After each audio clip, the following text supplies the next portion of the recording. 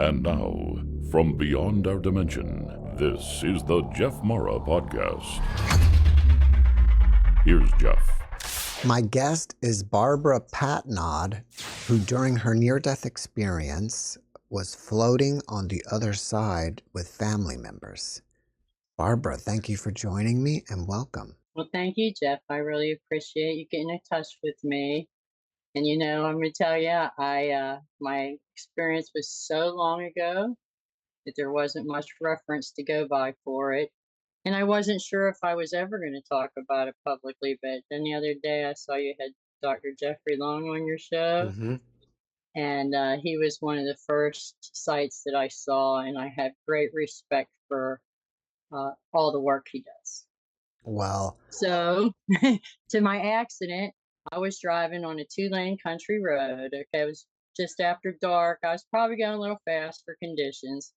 And as I turned a curve, there were deer crossing the road, cornfield to wherever. And I couldn't stop. I knew I wasn't going to be able to stop and try all the tricks that they teach you. And I went off to the right and I had a serious impact. And, to tell you the truth, I don't even remember it. I could trace it later, but the impact was so great. All I know is it felt like a hand lifted me right out of the car, and I went into what looks like behind you, except much deeper. It's a much deeper black with a purple. I can't really describe it. It is space. And I was hunched over because that's the position I was in my car from the impact. And there was a vibrating noise. It was very warm and comforting. I didn't feel any pain. I didn't have any idea what happened to me at all. And I heard voices, and these voices were saying, when you meet them, tell them you want to go back. Well, I recognized the voices. And even though I was sort of like hunched over, still in a very frightened position as to what was happening, I could see up. And if I saw my father, my grandma, my aunt, and they had all passed when, I was growing up. And then there was another spirit that was just gray.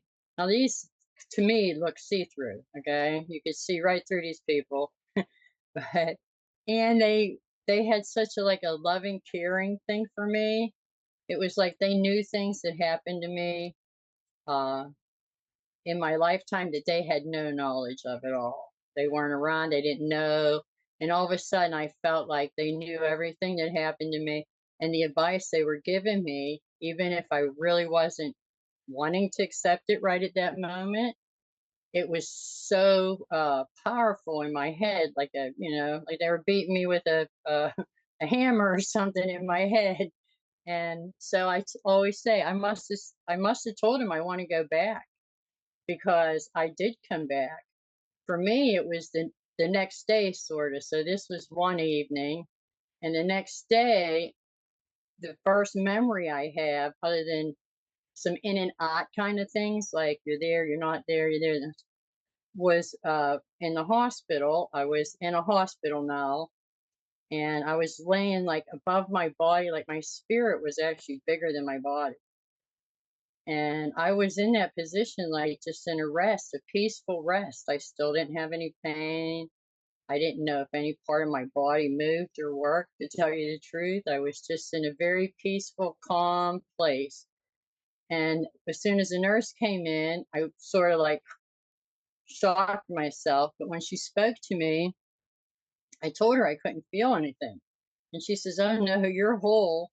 And she was so nice and helped me move my legs and everything and my arms.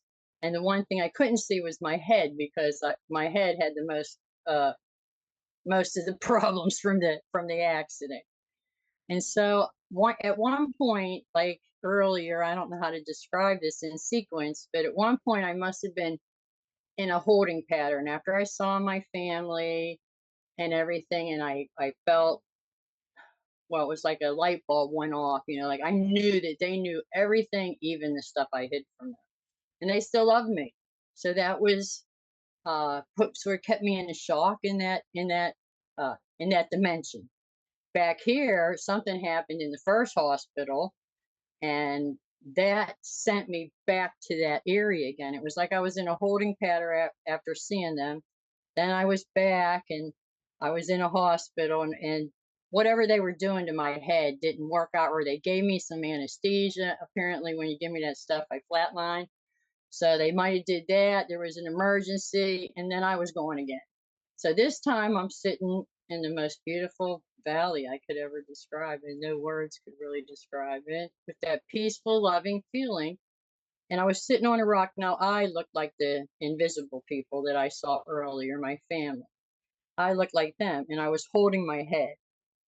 And there was a gentleman beside me. Now, who he was, in my opinion, the way I was raised in a Roman Catholic family, I would say it was Jesus. But for me, he wasn't see through. He was real. If I would have been brave enough to touch him, he would have been real.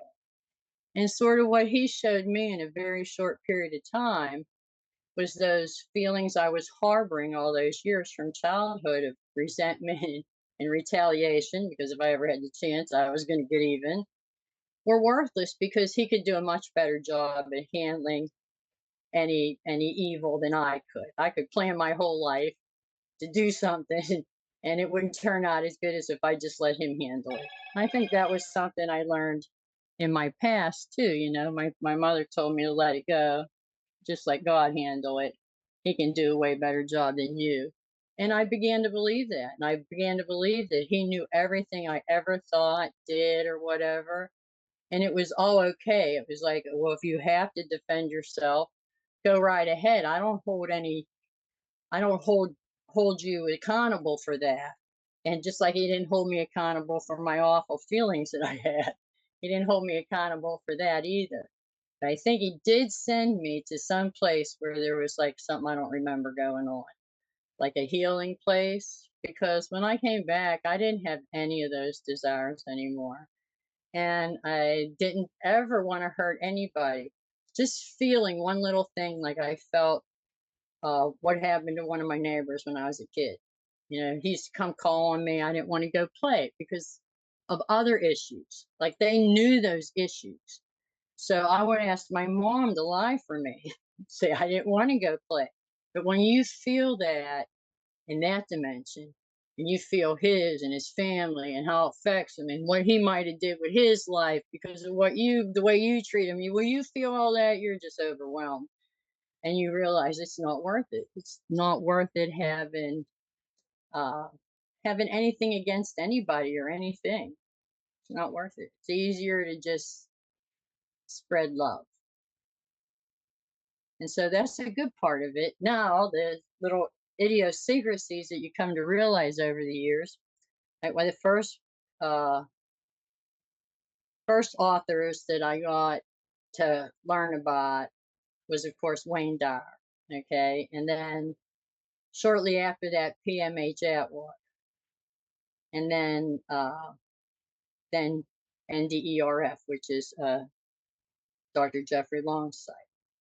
So I was able to put, for the first time, this happened in 93. Now, this is in the early 2000s. All this time, everybody I know, if I ever talked about it, my family wanted to lock me up. They thought I was, there was something wrong with me.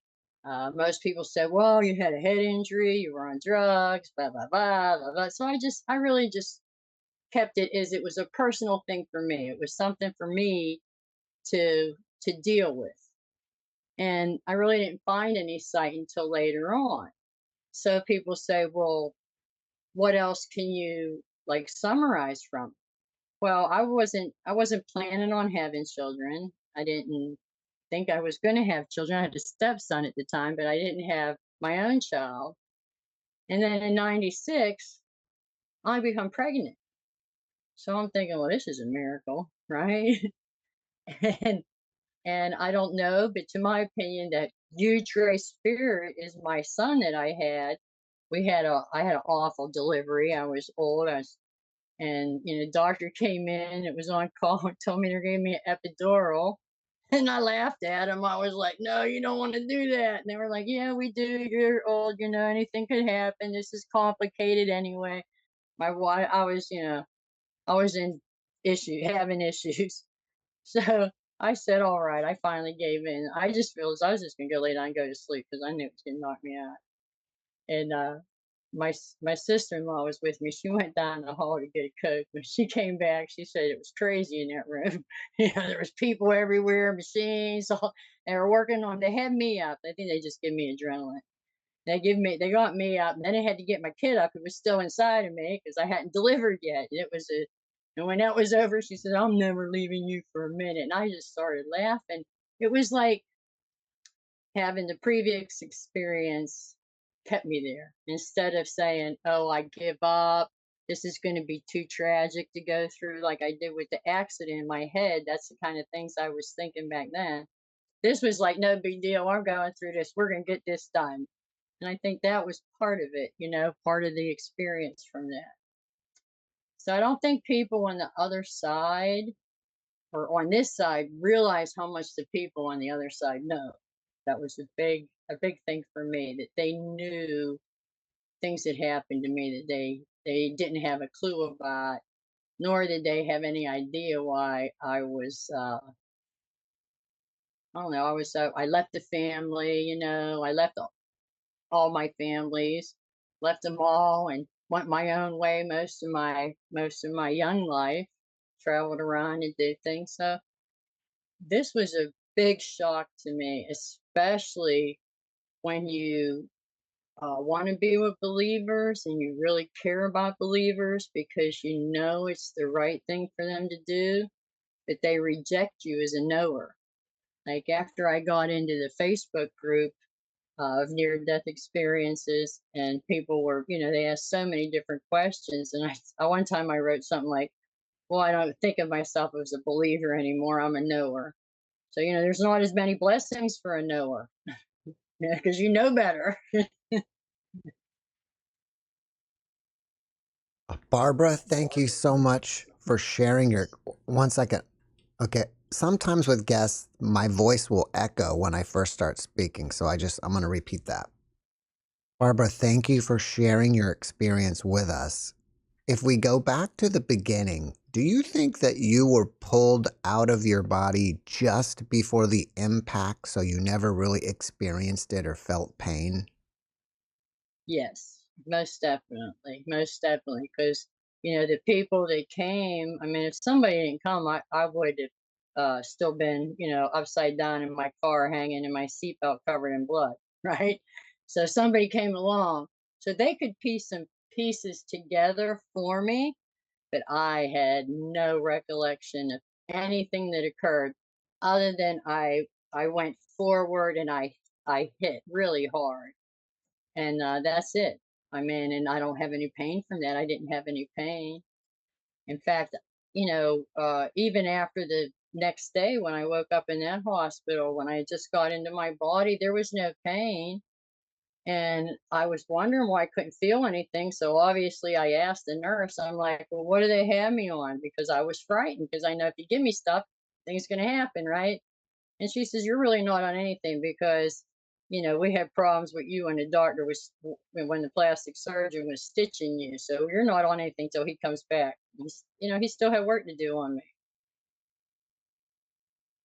From what you said, it appears that when you first got there, you were either afraid or something because you were kind of crouched over or bent over. Sure, I really thought that was the end for me. Like, I mean, even though I wasn't actually there, and I can't say I saw it. Okay, I didn't really see it, like I wasn't floating. I was already way farther away from it. Like I never even got to see what happened to me, but I felt it. I think it's the same thing if I was real close to somebody and I got a feeling about them. It's the same kind of feeling that happens with yourself on the other side. You have the feeling even if you don't see it. It's a feeling is something that we take advantage of here because it's a pleasure to have feelings actually. Initially, did you realize that you were potentially dead? And if not, when did you make that realization? Well, actually, Jeff, I think I wanted to be dead. I mean, in the very beginning, when I hit that impact and all that was going on, I was like, oh my God, I'm gonna, what am you think, what you do in a second, sort of think of all these things flashing in front of you about your life and what it's going to be like. So yeah, I would say that that was my fear, and also I was in fear of punishment. I mean, if I was going that far and I was going to continue on, I mean, it was such a blessing to hear, my family say, just tell me you want to go back, just tell me you want to go back. Even though I wasn't sure that's what I wanted, it was such a loving reassurance that everything would be okay. And I think I realized that I had a lot of things to go through after that, and I've always been okay. It's like, well, in the long run, it's all going to be great because you get to realize why everything occurred. Since you have everybody's feelings and you have everybody's knowledge, you when you get to that point, when you finally cross over, you get to feel all that. And whether or not I agreed to forget it, which is, some of the things maybe I saw, I agreed to forget, but I sure do appreciate that healing. Sh- Surely do appreciate that healing. And you really don't want to get into this situation. I mean, do you want to get that hurt to have a feeling of love? You really don't want to get that hurt to have a feeling of love. And that reminds me of my sister-in-law was at the first hospital with me after the accident. And whatever happened there, this is when, something happened and I went back and was in the beautiful place, the beautiful garden on the rock, possibly with a man that was more real than me.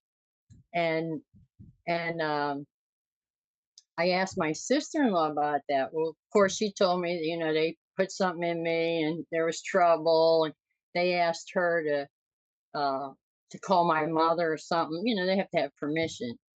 And she said, "Oh, just let me do it." And so I asked her, I said, "Well, why would you do that? That's a lot of responsibility. What if something really did happen to me?" She said, "What are you talking about?" She said, "Well, we were over on the West Coast in the hotel for a week together. You told me if anything ever happens, my mom's the whole don't call her. Just take care of it and everything will be all right." Now, I never remembered I said that before that. How many years was that before that? Maybe at least a year or two. So I think there's many things that we don't really understand until we touch in that deep spirit. And I think instead of me, like, I always picture it this way. I don't know if you can see that. Like, that's an empty vessel. When you're born with like a bunch of light in you.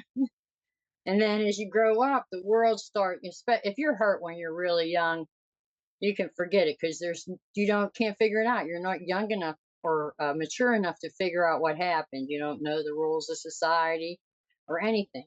But when you grow up, the world sort of takes away some of that light unless you make a conscious effort to let it back in.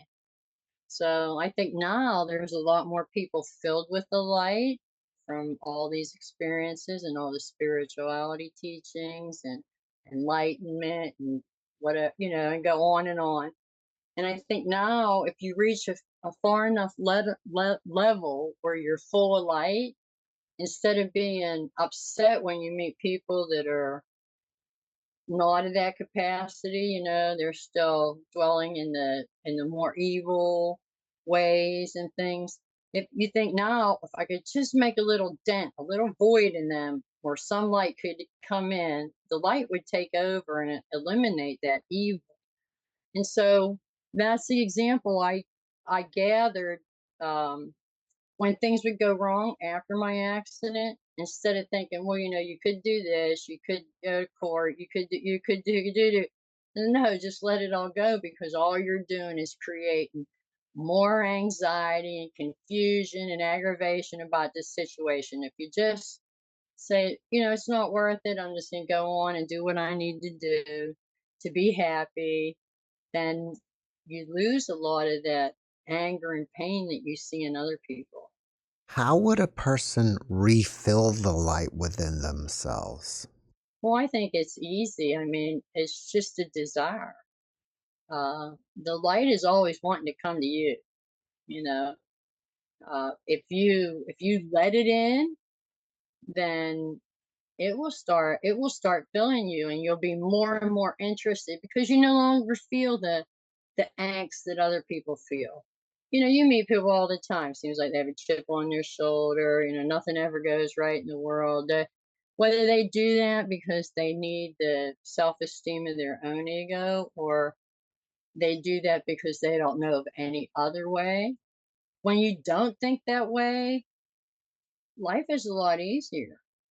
You don't have problems like you do when you create more. If somebody created a problem for you, why make it bigger? So could a person just kind of mentally say, I want to let the light in and kind of like relax or meditate and try to feel light or positivity? Oh yeah, I've tried all those things. I don't think you really I did meditation. Obviously I tried many things. But I think just me being a knower, it's not hard for me to just want to do everything out of love. So say you came from a different world in the past, right? Where everything was good, and instead of decisions being made for a group or individual or corporation, decisions were made for the whole. So that's kind of like the environment that is productive of a spiritual society. Right now we don't have that. We don't have that at all in our society, where it's everybody against everybody, not for each other. And I think that's going to be a big change for us. And I think that's one of the things that I took away from that loving experience I had. If you're so full of love, what can get in? You mentioned earlier that you received advice. Do you remember any of that? And if so, could you share it with us? Well, basically, the advice given to me was to stop harboring the resentment for the things that had happened to me that were out of my control. Okay.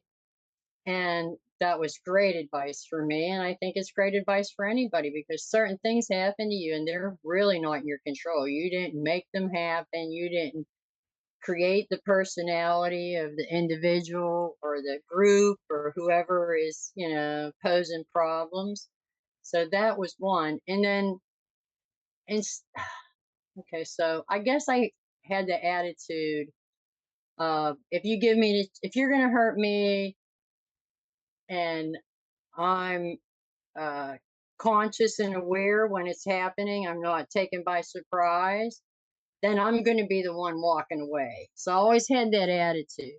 And I found out that that attitude isn't bad. That's not a bad thing. I'm not going to provoke anybody. I'm not going after anybody and seeking revenge. And it was okay for me to have that strong personality for the things I had to go through.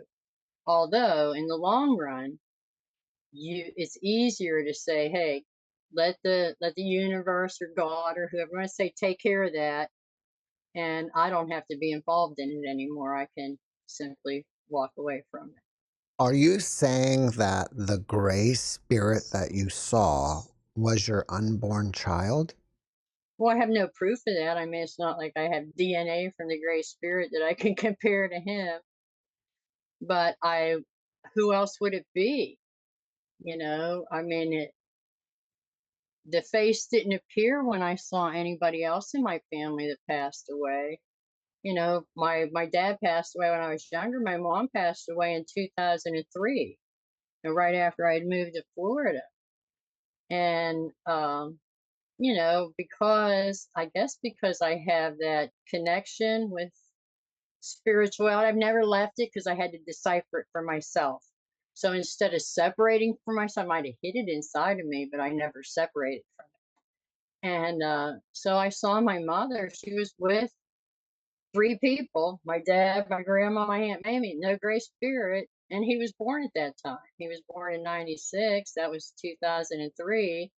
So I always assumed that's why my family was ponding it into my head. Hey, tell me you want to go back. Tell me you want to go back because you have something else you got to do. And he was it. So he wasn't there then.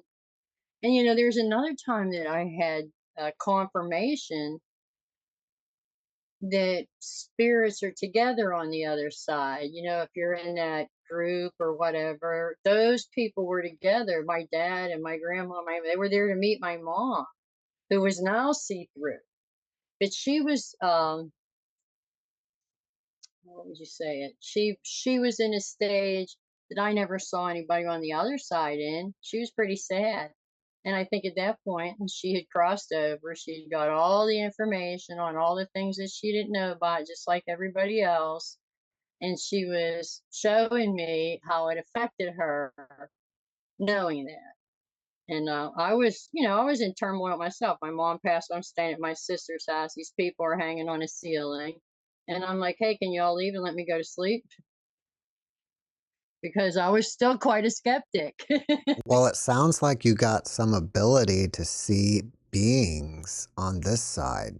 Do you have any other abilities from your NDE? First thing I had to do was look up sensitivity. This is before I found anything out about near death experiences. But I was so sensitive to people's emotions. Sometimes I could like basically know what they were going to say, or especially if it was not so great. It was like I had uh, maybe a gift of a warning system. Okay. And so I would recognize things like that. And that sensitivity, I found a lady over in Europe, Heidi Sawyer, and I read everything she had to teach on that. And yes, I adopted that as one of my gifts shortly after that. Also the like clairvoyance, although I don't really like to practice that. One time I tried to dabble into the psychic realm, because it was so easy for me. And I did have a good experience, but I quit it right away because I knew it wasn't the right thing for me. I mean, if it's going to come, it's just going to come. I don't need a system to get it. Let's put it that way. But I went from like 200 and some up to like the top 20 and a couple, because I took these calls from Irish ladies who all talked to angels. It was like the most fabulous thing, listening to them and sharing my experience with them and listening to their experience. It was absolutely beautiful. But I wouldn't I don't want to do that. If I have a message for you, Jeff, you'll believe me, I get a hold of you. Are you at this point in your life where you don't fear death anymore? I haven't feared death since that day. Now I don't do anything to go cause it either. I really think that you got to be a little bit more moderate, not so extreme either. Extreme stay in, don't do anything, or go on, do everything. And then you need like a little bit of a medium there to live in. Moderation would be the correct word, I believe. And that you asked if I had other experiences. Of course, my family doesn't like when I say stuff like this, but when my brother-in-law passed away and I was with my sister, he appeared to me also. Felt like some tapped me on my shoulder. I was sitting Indian style on the ground. We were both in hysterical tears. Okay, we're trying to figure this all out, what to do. My sister was. I knew this guy since I was 8 years old. Okay, he was like a brother to me. We were just overwhelmed with grief. And I felt something on my shoulder, and I turned and looked, and then of course he said a few words to me, and I try to tell people, Jeff, but they just say, hey, do you want to end up in a hospital where they're checking on you and giving you, I can't take chemicals. I don't want to go in no hospital with drugs. What did he tell you? He just told me he had something really important to do because he was young. He shouldn't have been dying. And, and to look after my sister, which she doesn't really allow me to do. She's stubborn and hard headed and very loyal, and loves her husband, even though he's on the other side. Has the memories of your experience faded over time? No, not at all. In fact,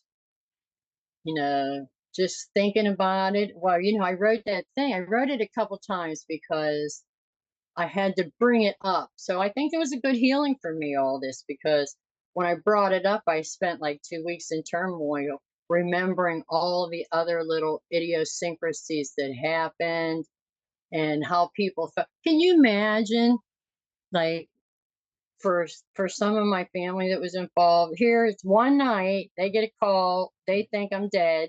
Okay. Then the next morning, a few hours later, they get a call and I'm alive. So what did those poor people go through? I think I went through something. What about them? You know, I got to feel for them. So if they're not sure that this is all correct or whatever, it doesn't really matter to me. I'd love them anyway. If it wasn't for them, I wouldn't even be alive. You know, if it wasn't for the doctors and it wasn't for all that. So yeah, but the experience of the love of the other side makes you realize that it's easier to be alone, maybe I should say that, than to have to deal with another spirit that's not willing to be loving. What inspires you about your experience? The love. Okay, so a lot of people say that I go around preaching that, which is probably true, especially if I, which I know somebody that has a lot of pent up, like I'm saying, like, you know, that frustration and anger and, oh, I wasn't treated right or whatever. Well, really, love conquers all that. So uh, I probably preach that a lot. I say, do things out of love. Like when you make a decision, do it out of love, even if it's for somebody else or yourself, because you're going to get a better outcome than, you know. So here's a what is say you lose a job, right? Okay. Oh, there goes another job. And it was an unfair situation. Maybe you took up for the underdog, which just sounds like something I would do, right? I took up for the underdog and they said, listen, we can't have your kind around here. Get out. Instead of saying, hey, you're an idiot for sticking up for the underdog. I'm the kind of person to say, hey, they don't know what they're doing. I don't worry about it. Just go on. Everything will be fine. They'll figure it out one day. Is there anything about the other side that wasn't what you expected it to be? I don't know if I had any expectations other than what I would have learned by, you know, my experience in the Roman Catholic Church growing up, you know, my mother was very the non-judgmental, non-judgmental, even for the people that have hurt you. I mean, it doesn't give you a right to pass judgment because until we get over there, we don't know what the circumstances that caused them to do that. They knew exactly the circumstances that caused me to have that little bit of an attitude that I had, that if anybody gave me a chance, I was going to get even one day. And they wiped it out of me with their love. It just gone.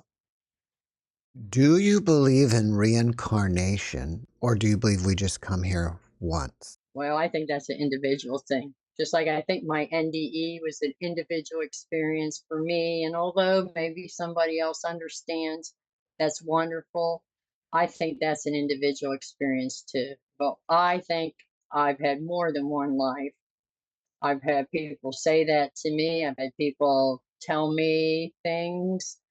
Uh, and you know whether it's true or not, it's just like one time somebody told me, you know, I came from an alien environment where everything was perfect, and I lived in like a beautiful glass facility, and you know we all worked for the good of the all, and nobody was nice. You know, we helped. Everything was even basically, and because everything was in a conscious. So you can't get away with stuff if everybody is conscious.